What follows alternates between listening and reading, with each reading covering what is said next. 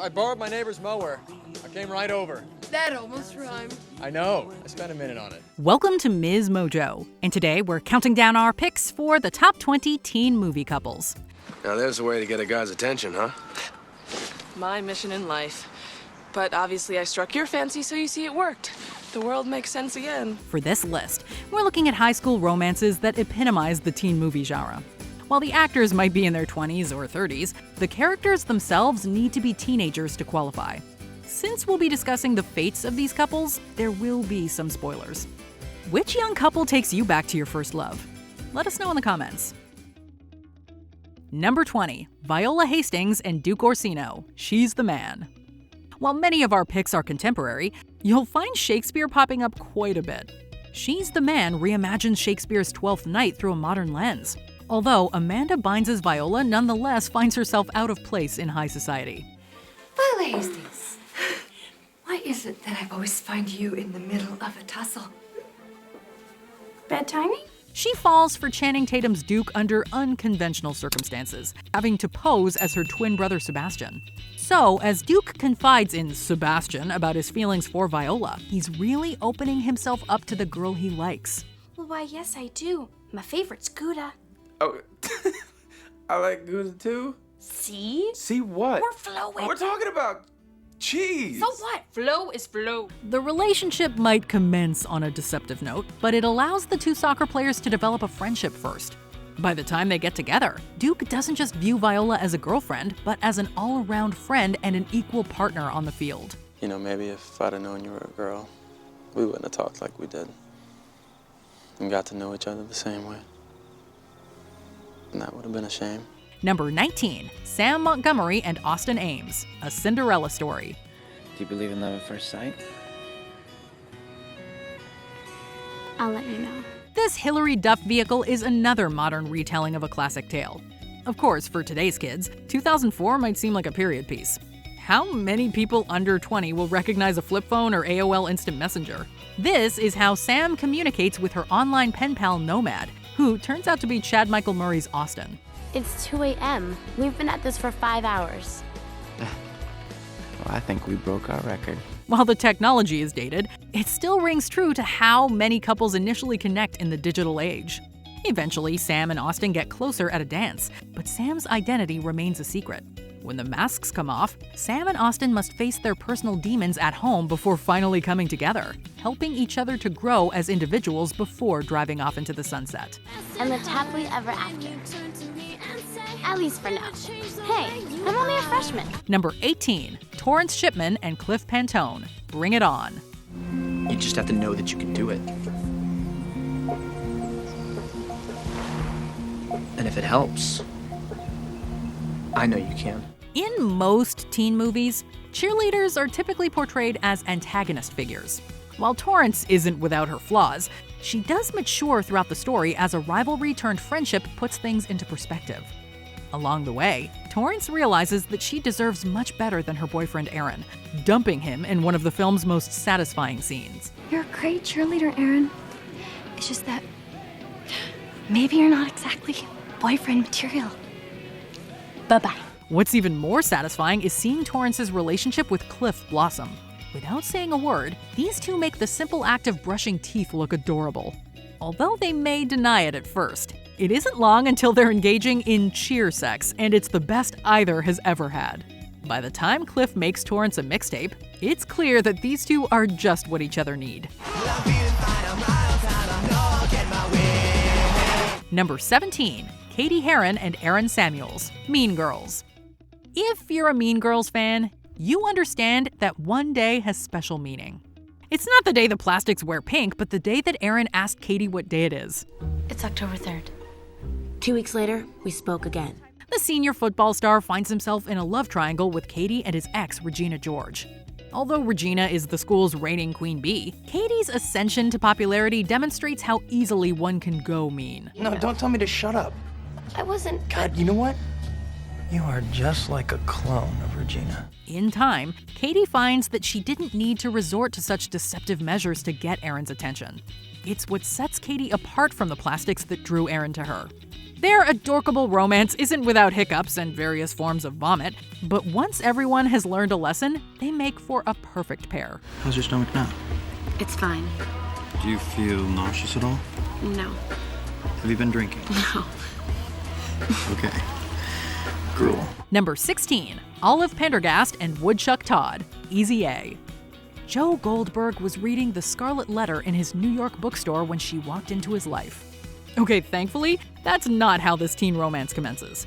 The attraction between Olive and Todd is much healthier. Oh my God, the illusion is shattered. Their relationship actually begins before high school when Todd wasn't ready for his first kiss. Olive looked out for him, laying the groundwork for a true romance to flourish years later.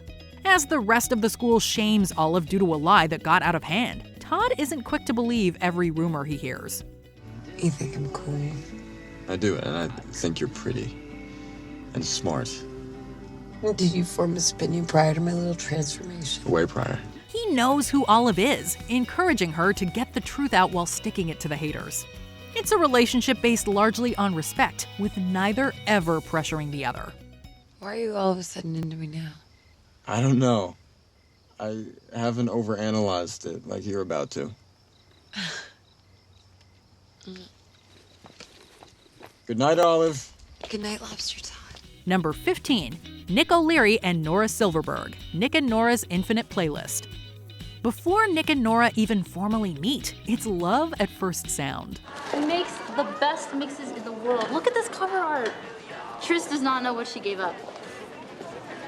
Road to Closure Volume 12? Poor bastard. When Nick makes mix CDs for Tris expressing his heartache, his true musical soulmate is just under his nose.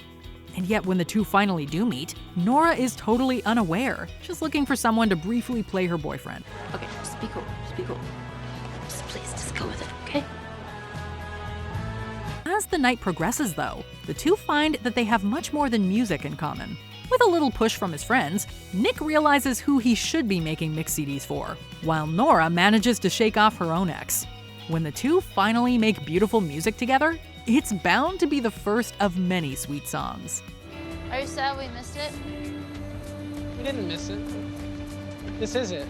Number 14, Danny Zuko and Sandy Olsen, Grease.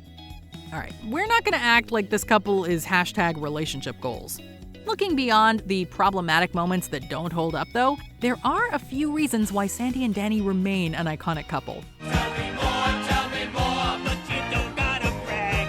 Tell me more, because it sounds like a drag. For starters, the electrifying music. Whether torn apart during a solo or coming together for a duet, the audience wants these two to work through their issues.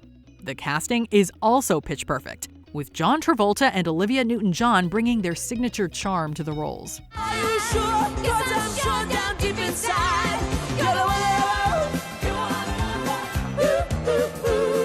The two shared natural chemistry that might not have translated into a real-life romance, but Grease would mark the beginning of a beautiful friendship. The seeds of their devoted friendship are present in the film, which owes a lot to its stars. Give me double a Polar burger with everything and cherry soda with chocolate ice cream, okay? Ooh, that sounds good. All the same. Same. You can eat a lot, can't you? Yeah, you have plenty. Number 13, Stella Grant and Will Newman, 5 Feet Apart. Spiritually, Stella and Will are made for one another. Physically, however, the odds are against them. What are you doing up here? 6 feet at all times. You both know the rules. Both suffer from a genetic disorder that requires them to remain separated. In a way, the fact that they fall in love despite the distance makes their romance all the more heartwarming. Of course, it also sets us up for inevitable heartbreak. All I want is to be with you. I can't. I need you to be safe. From me. Adding to the poetic tragedy, this film came out in March 2019, almost a year before COVID drove loved ones apart in real life. It might not be the exact same circumstances, but Stella and Will suddenly become even more relatable. In that sense, 5 Feet Apart has developed into a teen movie for a generation growing up during a pandemic, helping couples through a difficult period. We need that touch from the one we love almost as much as we need air to breathe. but I never understood the importance of touch. His touch. Until I couldn't have it. Number 12, Sutter Keeley and Amy Finnicky, The Spectacular Now. He is a partygoer without a care. She is a responsible young woman with a bright future. On paper, they might come across as an unlikely pair or a disaster waiting to happen. I thought for a second that maybe you were dead. I don't think I'm dead. Where the hell am I? While their relationship isn't without hardships, The Spectacular Now doesn't play out in the fashion you would expect. Sutter helps Amy to finally live a little during her senior year. In due course, Sutter comes to realize what it means to be seriously committed to someone. Before he can learn this lesson, Sutter must confront his own demons. Do you not see that I am bad for you? You need to get away from me. By the time Sutter gets his act together, it's unclear if Amy will take him back. Even if their romance is limited to a year of high school, though, both grow from the experience. Maybe too late for this essay. It's not too late for me. Number 11, Jim Stark and Judy, Rebel Without a Cause. Rebel Without a Cause might not have been the first movie to seriously analyze the teenage experience. However, it did lay out a blueprint that many teen dramas still abide by, bringing nuances to young characters who could have been paper-thin archetypes. I'm sorry that I treated you mean today. You shouldn't believe what I say when I'm with the rest of the kids. Nobody acts sincere. Acting out because of her father, Judy is drawn to juvenile delinquent Jim Stark, whose need to rebel is also rooted in his home life. There's more to Jim than his bad boy image, which Judy recognizes as he shows the affection and understanding her father denies. Well, we're not gonna be lonely anymore. Ever. Not you or me. With the world around them crumbling, the two might be in denial as they play house with fellow lost soul Plato. Once they're ready to face reality, though, Jim and Judy find they're stronger together. This is Judy. She's my friend. Number 10, Laura Jean Covey and Peter Kavinsky, To All the Boys I've Loved Before. We have all had a crush that never materialized into a romantic relationship, although Laura Jean is among the select few who've actually written letters to all the boys she's loved. I write a letter when I have a crush so intense that I don't know what else to do. Rereading my letters reminds me of how powerful my emotions can be, how all-consuming. And Margot would say I'm being dramatic, but I think drama can be fun. Of course, she never intended to actually mail them. When those love letters are sent out, Laura Jean scurries to do damage control, especially since one of her crushes is her older sister's ex. Oh my God. Oh my God. Okay. When a former crush, Peter Kavinsky, agrees to enter a mutually beneficial fake relationship with her, there's little doubt that the popular guy will ultimately fall for the shy, uncomfortable girl and vice versa.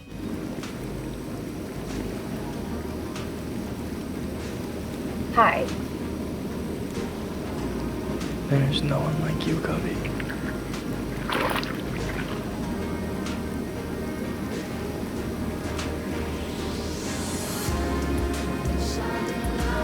What sets it apart from other opposites attract romances is the growth we see within each character, as Laura Jean comes out of her shell and Peter emerges as a surprisingly sensitive partner. Wait. How do we do this? What do you mean? Well, what do you put into a contract for a real relationship? Nothing. You gotta trust. Number 9, Troy Bolton and Gabriella Montez, the High School Musical franchise. High School Musical might not be the most accurate portrayal of the high school experience, but one element that remains genuine throughout the trilogy is Troy's relationship with Gabriella.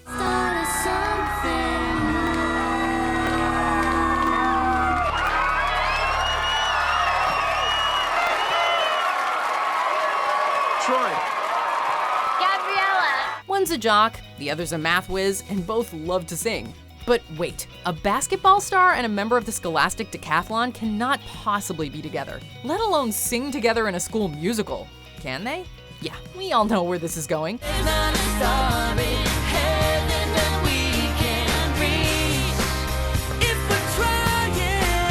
But Zac Efron and Vanessa Hudgens bring sincerity to their on-screen chemistry. Even if their dialogue is fairly tame, the conversations they share about pressure, expectations, and the future do encompass the insecurities of being a teenager. I wish it would all just slow down. To a stop. We're gonna graduate. That's going to happen. Nothing is gonna slow down. I guess my heart just doesn't know it's in high school. And make them a surprisingly relatable couple that younger audiences can look up to.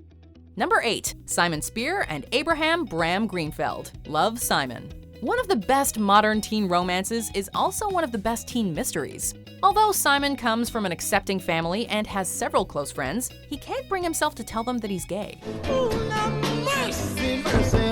Hey, morning. Oh.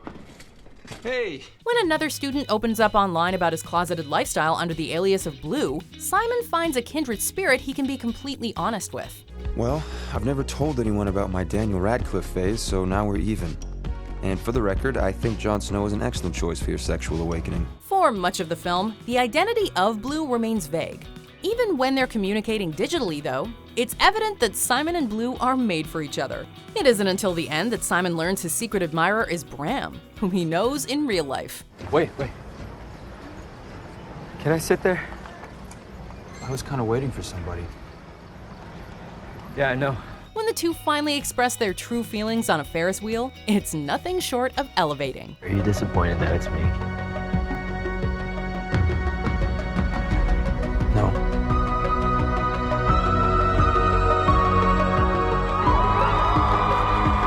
Number 7, Juliana Julie Baker and Bryce Losky. Flipped. Even if you weren't alive in the late 50s or early 60s, it's hard to watch this adaptation of Wendelin Van Dranen's young adult novel without getting some nostalgic feels.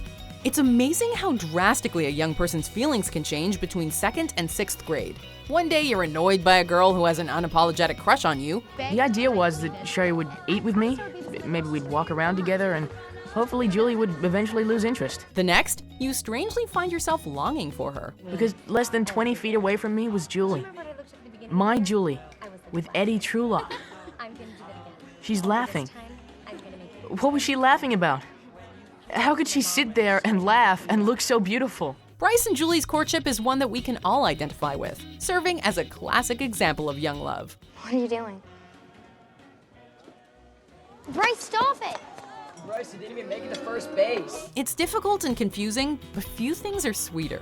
Even if you don't entirely understand these feelings, sometimes you just need to climb a tree to see things from another perspective. Number 6, Jamie Sullivan and Landon Carter, A Walk to Remember. I might kiss you. I might be bad at it. It's not possible. Landon didn't expect to fall in love with Jamie when he was forced to participate in a school play. That's not the only curveball that life throws. You know, I was getting along with everything fine. I accepted it, and then you happen. I do not need a reason to be angry with God. It comes as a devastating blow to Landon and the audience when Jamie comes clean about her leukemia. While their wedding marks a joyous moment, both realize that this isn't the beginning of a life together. It's not necessarily the end either. Although Jamie inevitably succumbs to her illness, their love persists even in death. Jamie encourages Landon to make the most of his life, never truly leaving him. But our love is like the wind. I can't see it, but I can feel it. Number 5, Juno McGuff and Polly Bleeker, Juno. Unplanned pregnancy and teen pregnancy were already very much in the public eye when Juno hit theaters, but the film presented several dynamics rarely seen in coming-of-age movies. When it comes to the bun in her oven, Juno's parents are understanding, her classmates are casual, and the father is supportive of her decisions. So you're cool with that then? Yeah, wizard. I mean, just, I guess, do whatever you think you should do, Juno and Polly's courtship certainly plays out in unconventional fashion. They go from pals who spontaneously have sex to the expecting parents of a baby being given up for adoption, putting their relationship in an uncomfortable place. Hey, me and some guys are gonna go to the movies after school and we're gonna donut that flick with the guy who has 18 kids. You wanna come? Sounds awesome. I got my ultrasound. Oh, really? Can I, should I come, do you think? You can't waste those donut holes there. Throughout this experience, Juno comes to realize that she loves Polly, who has never been secretive about his feelings for her. Still gonna think I'm cute when I'm huge? I always think you're cute. I think you're beautiful. Jeez, Bleak. I do. He's the cheese to her macaroni, and few couples have made more beautiful music together. Number 4, Hazel Grace Lancaster and Augustus Gus Waters, The Fault in Our Stars. Not since Jamie and Landon in A Walk to Remember has a teenage romance generated more tears. You're my angel.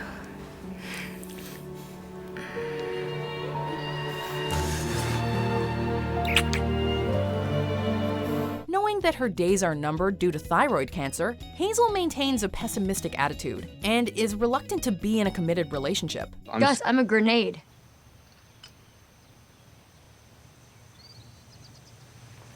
One day I'm gonna explode, and I'm gonna obliterate everything in my wake, and I don't know, I feel like it's my responsibility to minimize the casualties. Gus, who had to have a leg amputated due to bone cancer, is the opposite, treating each day as if it's his last. See, I decided a while back not to deny myself the simpler pleasures of existence, particularly, as you so astutely pointed out, we're all gonna die pretty soon. His enthusiastic outlook is exactly the medicine Hazel needs as she begins to let down her defenses. The more time they spend together, Hazel not only finds herself falling in love, but also realizes that even a life cut short is still a valuable one. You gave me forever. Within the numbered days.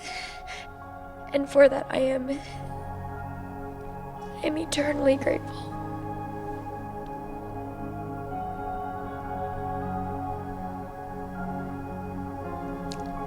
So much. That being said, Hazel and Gus's relationship is like a shooting star. Beautiful, but it goes by far too quickly. Okay. Number 3, Katarina Kat Stratford and Patrick Verona, 10 Things I Hate About You. A lot has changed since William Shakespeare wrote The Taming of the Shrew in the 16th century. The romance at the story's core still has a place in modern times, however, as demonstrated through 10 Things I Hate About You. Providing a launching point for the careers of several young actors, the film stars Julia Stiles as the cynical Kat, I guess in this society being male and an asshole makes you worthy of our time. and Heath Ledger as bad boy Patrick Verona. While both are social outcasts in their own right, they otherwise appear to be an unlikely pair. You're not as mean as you think you are, you know that? And you're not as badass as you think you are. Ooh, someone still has her panties in a twist. Don't for 1 minute think that you had any effect whatsoever on my panties. Then what did I have an effect on? Other than my upchuck reflex, nothing. When Patrick is paid to go out with Kat, however, it becomes clear that they have more in common than anyone imagined. So you're disappointed from the start, and then you're covered, right? Something like that. Then you screwed up. How? You never disappointed me. Even if their relationship stems from a lie, the connection that blossoms couldn't be more honest or adorable. Number 2, Lloyd Dobler and Diane Court, Say Anything. The 80s were a golden age for teen romances, and Say Anything set a new standard as the decade drew to a close. The scene where Lloyd holds a boombox over his head outside Diane's window is by far the most iconic moment of their relationship. Yet there's so much more to this couple than that Peter Gabriel song. Although they come from different backgrounds, Lloyd and Diane are both deeply afraid of the future. As far as career longevity, I don't really know because, you can't really tell. If you're 8 and 6 as a fighter, it's no good. You have to be great. But I can't really tell if I'm great until I've had a couple of pro fights. But I haven't been knocked down yet. I don't know, I can't figure it all out tonight, so I'm just gonna hang with your daughter. Lloyd goes through life without direction, hoping things will fall into place. I mean, I've got to be honest with you. I'm not looking for that. I'm looking for something bigger, I'm looking for a dare-to-be-great situation. Lloyd, everybody in that party put something on their record except you. How many of them really know what they want, though? I mean, a lot of them think that they have to know, right? But inside they don't really know, so I don't know. Diane has everything mapped out, which ironically makes her more uncertain about life after high school. While neither knows what the future holds, they decide to figure it out together, and ultimately emerge stronger because of their bond. Nobody thought we'd do this. Nobody really thinks it will work, do they? No. You just described every great success story. Before we continue, be sure to subscribe to our channel and ring the bell to get notified about our latest videos. You have the option to be notified for occasional videos or all of them. If you're on your phone, make sure you go into your settings and switch on notifications. Number 1. Romeo Montague and Juliet Capulet, Romeo and Juliet. Shakespeare resurfaces, and while the setting is once again modernized, the dialogue that made the story of young love immortal remains intact. Romeo. Oh, Romeo. Wherefore art thou Romeo? Even if you've never watched a film or stage version of Romeo and Juliet, chances are you're still familiar with its titular couple. But what exactly is it that's made this story of woe resonate for so many centuries? Simply put, it's the humanity at the heart of its romance. Oh, wilt thou leave me so unsatisfied? What satisfaction canst thou have tonight? The exchange of thy love's faithful vow for mine. I gave thee mine before thou didst request it. The story authentically conveys the passion young people often feel when they first fall in love, and how that passion can escalate into tragedy when they aren't allowed to explore those feelings. Then I defy you, stars!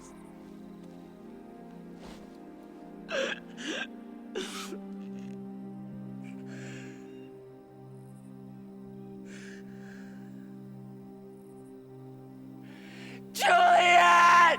In a world darkened by prejudice and hatred, Romeo and Juliet's love is a candle that's blown out in a heartbeat. Dateless bargain to engrossing death.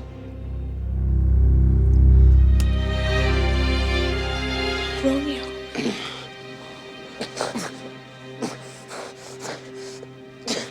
And this Baz Luhrmann version with Leonardo DiCaprio and Claire Danes in the title roles is fresh, creative, and visually stunning.